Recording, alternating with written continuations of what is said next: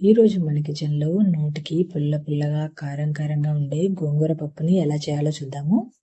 ఎక్కువ లేట్ చేయకుండా రెసిపీని స్టార్ట్ చేసేద్దాం పదండి. ముందుగా ఒక బౌల్లోకి 1 కప్పు వరకు కందిపప్పుని తీసుకోవాలి. సుమారు ఇవి 150 గ్రాముల వరకు తీసుకున్నానండి. వీటిని స్లో టు మీడియం ఫ్లేమ్లో మంచి కలర్ వచ్చేంత వరకు ఫ్రై చేసుకోవాలి. ఇలా స్లో టు మీడియం ఫ్లేమ్ మీద ఫ్రై చేసుకుంటే లోపల వరకు బాగా ఫ్రై అవుతాయండి. చూడండి, ఈ విధంగా మంచి కలర్ వచ్చేంత వరకు ఫ్రై చేసుకొని వీటిని చల్లారనివ్వాలి. చల్లారిన తర్వాత కందిపప్పుని 2-3 సార్లు శుభ్రంగా కడిగి 1 కప్పు కందిపప్పుకి 6 కప్పుల వరకు వాటర్ని వేసుకోవాలి. మనం తీసుకున్న 1 కప్పు కందిపప్పుకి 6 కప్పుల వరకు వాటర్ అనేవి పర్ఫెక్ట్గా సరిపోతాయి.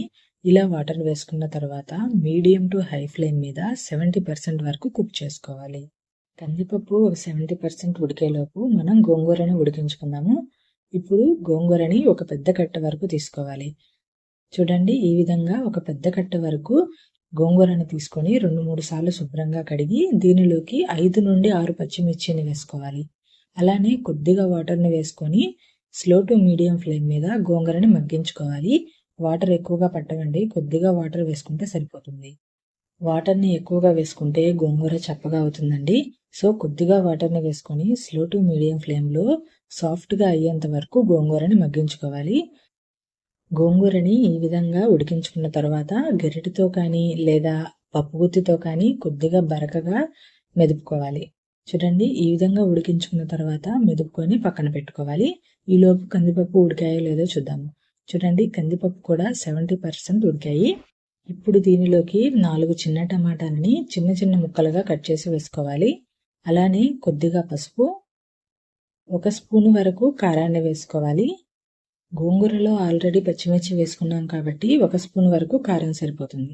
అలానే 1 స్పూన్ వరకు ఇంగువ, కొద్దిగా మెంతులని వేసుకోవాలి. ఒక 7 నుండి 10 వరకు మెంతులని దంచి వేసుకుంటే టేస్ట్ అనేది చాలా బాగుంటుంది. మరీ ఎక్కువ మెంతులు వేసుకుంటే చేదొచ్చేస్తుందండి. సో కొద్దిగా వేసుకుంటే టేస్ట్ చాలా బాగుంటుంది. టమాటాలు, ఇంగువ, కారం అన్నీ వేసుకున్నాం కదా, ఒకసారి అంతా మిక్స్ చేసుకొని దీనిని మగ్గించుకోవాలి. అవసరం అనుకుంటే ఈ స్టేజ్లో కొద్దిగా వాటర్ని యాడ్ చేసుకొని మగ్గించుకోవచ్చు. ఇలా మూత పెట్టి స్లో టు మీడియం ఫ్లేమ్లో టమాటాలు సాఫ్ట్గా అయ్యేంత వరకు మగ్గించుకోవాలి. ఒక 3 నిమిషాల తర్వాత మూత తీసి ఒకసారి అంతా మిక్స్ చేసుకొని టమాటాలు సాఫ్ట్గా కుక్ అయ్యాయో లేదో చూద్దాము. చూడండి, టమాటా అనేది ఇలా సాఫ్ట్గా కుక్ అయితే సరిపోతుంది.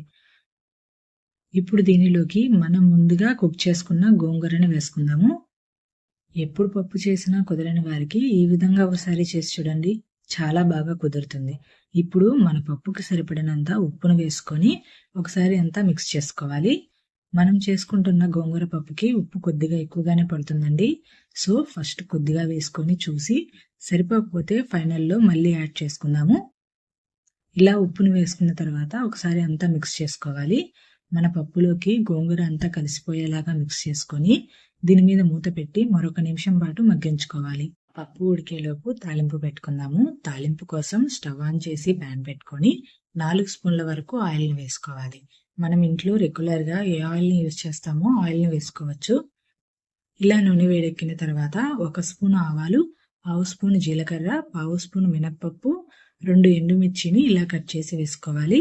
అలానే ఒక రెబ్బ వరకు కరివేపాకును వేసుకొని స్లో టు మీడియం ఫ్లేమ్లో మంచి కలర్ వచ్చేంత వరకు ఫ్రై చేసుకోవాలి. ఇలా ఆవాలు అనేది చిటపటమనేంత వరకు ఫ్రై చేసుకుంటే మన పప్పు అనేది చాలా బాగుంటుందండి. ఇలా ఫ్రై చేసుకున్న తర్వాత దీనిలోకి ఒక చిన్న ఉల్లిపాయని ముక్కలుగా కట్ చేసి వేసుకోవాలి.